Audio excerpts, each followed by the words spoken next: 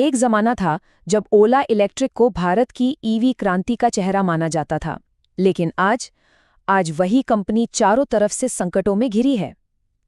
तो आज बात करते हैं ओला की इन्हीं मुश्किलों की, जो सरकारी और फाइनेंशियल दोनों तरह के ऑडिट की कसौटी पर हैं। और चलिए शुरू करते हैं उस एक सवाल से जो आज हर इन्वेस्टर और मार्केट एनालिस्ट की जुबान पर है। क्या ओला अगला बायजूस बनने जा रहा है? अब सोचिए, किसी भी तेजी से बढ़ने वाली कंपनी के लिए ये तुलना अपने आप में ही एक बहुत बड़ा रेड अलर्ट है। और ये सवाल हवा में नहीं है, इसके पीछे है ये नंबर। ओला इलेक्ट्रिक का शेयर अपने 52 हफ्ते के हाई से 74% नीचे है। ये सिर्फ एक आंकड़ा नहीं है बॉस, ये है बाजार का टूटता हुआ भरोसा, साफ और सीधा। तो आखिर ये सब शुरू हुआ कहाँ से? कहानी की जो पहली कड़ी है ना, वो जुड़ती है सीधे ग्राहकों से, उनके बढ़ते गुस्से से। और कहते हैं ना, किसी भी बड़ी कंपनी में जब दिक्कतें शुरू होती हैं तो पहली आवाज हमेशा उसके कस्टमर की ही होती है। और ये गुस्सा कोई हल्का फुल्का नहीं था। हम बात कर रहे हैं 10,000 से भी ज्यादा ऑफिशियल शिकायतों की जो कंपनी के खिलाफ दर्ज हुई। इतनी बड़ी संख्या को भला कौन अनदेखा कर सकता है? और इन हजारों शिकायतों की वजह क्या थी? सब एक ही तरफ इशारा कर रही थी, स्कूटर की रिपेयर में महीने लग रहे हैं, स्पेयर पार्ट्स हैं ही नहीं, कस्टमर सर्विस का तो कोई हाल ही नहीं, और सर्विस सेंटर भी बिल्कुल बेअसर। मतलब स्कूटर तो बेच दिया, लेकिन उसके बाद की जिम्मेदारी कौन लेगा? और जब शिकायतों की ये बाढ़ आ गई तो फिर सरकार को बीच में आना ही पड़ा। भारत के भारी उद्योग मंत्रालय ने ओला के सर्विस सेंटर्स का एक ऑफिशियल ऑडिट शुरू कर दिया। अब ये मामला सिर्फ कस्टमर और कंपनी के बीच का नहीं रहा, अब सरकार भी इसमें शामिल हो चुकी थी। तो सवाल ये है कि इस सरकारी ऑडिट से दांव पर क्या लगा था? अरे भाई, सब कुछ। दांव पर थीं वो सरकारी सब्सिडी और इंसेंटिव्स जिनके दम पर ही ईवी स्कूटर सस्ते बिकते हैं।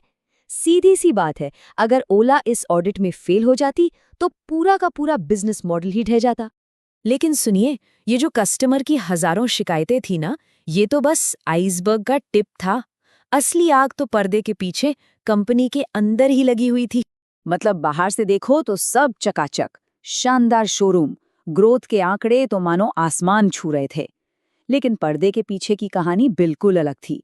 वहां तो पूरा का पूरा ऑपरेशनल सिस्टम ही लड़खड़ा रहा था। और इसका सबसे पक्का सबूत वो भी कहां से आया? कहीं बाहर से नहीं, बल्कि कंपनी के अपने ही financial auditor BSR & Co LLP की तरफ से। उन्होंने अपनी सालाना रिपोर्ट में जो लिखा वो किसी खतरे की घंटी से कम नहीं था। अब देखिए, ऑडिटर्स ने एक शब्द का इस्तेमाल किया, मटीरियल वीकनेस। सुनने में टेक्निकल लगता है ना, पर इसका मतलब बहुत सीधा और डरावना है। इसका मतलब है कि कंपनी के अंदर फाइनेंशियल कंट्रोल इतना कमजोर है कि हिसाब किताब में कोई बहुत बड़ी गड़बड़ी हो सकती है, और मजे की बात ये कि वो समय पर पकड़ी भी नहीं जाएगी। ये तो गवर्नेंस पर एक बहुत ही बड़ा सवालिया निशान है। तो ऑडिटर्स को दो बड़ी दिक्कतें मिली। पहली, कंपनी के पास अपनी इन्वेंट्री मतलब स्टॉक में रखे स्कूटर और पार्ट्स की गिनती का कोई ठीक ठाक सिस्टम ही नहीं था। और दूसरी, जो फाइनेंशियल सॉफ्टवेयर था उसमें कोई ऑडिट ट्रेल ही नहीं था। मतलब अकाउंट्स में किसने कब क्या बदला, इसका कोई रिकॉर्ड ही नहीं। अब जरा इन दोनों बातों को जोड़कर देखिए। एक तरफ कंपनी को पता ही नहीं कि उसके पास कौन से पार्ट्स हैं, दूसरी तरफ उसका अकाउंटिंग सिस्टम सेफ नहीं है। तो अब समझ में आया कि कस्टमर्स को स्पेयर पार्ट्स क्यों नहीं मिल रहे थे, महीनों की देरी क्यों हो रही थी। अरे भाई, प्रॉब्लम तो कंपनी की नींव में ही थी। और देखिए, जब किसी कंपनी के अंदर भी आग लगी हो और बाहर भी धुआं उठ रहा हो, तो फिर बस एक ही चीज होती है, इन्वेस्टर्स का भरोसा टूट जाता है और बाजार कभी माफ नहीं करता। और भरोसा टूटा भी तो कैसे? जरा इस चार्ट को देखिए। सिर्फ एक साल के अंदर ओला का मार्केट शेयर 58% से सीधे गिरकर 19.6% पर आ गया। ये सिर्फ गिरावट नहीं है, ये तो मार्केट से लगभग बाहर होने जैसा है। तो ओला की छोड़ी हुई इस जगह को भरा किसने? TVS और बजाज ऑटो जैसे पुराने भरोसेमंद खिलाड़ियों ने। क्यों? क्योंकि इनकी पहचानी है मजबूत सर्विस। मार्केट ने एकदम साफ मैसेज दे दिया कि हमें सिर्फ फैंसी डिजाइन नहीं, भरोसेमंद सर्विस भी चाहिए। और दिक्कतें यहीं खत्म नहीं हुई। जब घर का मैनेजमेंट ही कमजोर हो तो टॉप लोग कहाँ टिकते हैं? 2.5 साल में 15 से ज्यादा टॉप अधिकारी कंपनी छोड़ गए। सॉफ्ट बैंक और टाइगर ग्लोबल जैसे बड़े बड़े इन्वेस्टर्स ने अपने शेयर बेचने शुरू कर दिए। और तो और बिना लाइसेंस के चल रहे शोरूम्स पर भी ताले लग गए। मतलब चारों तरफ से प्रॉब्लम। तो ये पूरी कहानी आखिर हमें सिखाती क्या है?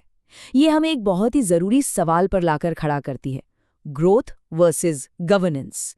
ये जो स्टार्टअप कल्चर है ना, कि move fast and break things, मतलब तेजी से आगे बढ़ो भले ही कुछ टूट फूट जाए, ये उसी की एक क्लासिक कहानी है।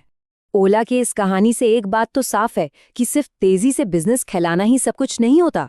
अगर आपके पास एक मजबूत इंटरनल सिस्टम और अच्छी कस्टमर सर्विस नहीं है तो भरोसे का महल ताश के पत्तों की तरह ढह जाता है। जो कस्टमर सड़क पर चिल्ला रहा था और जो ऑडिटर अपनी रिपोर्ट में लिख रहा था, असल में वो दोनों एक ही बात कह रहे थे।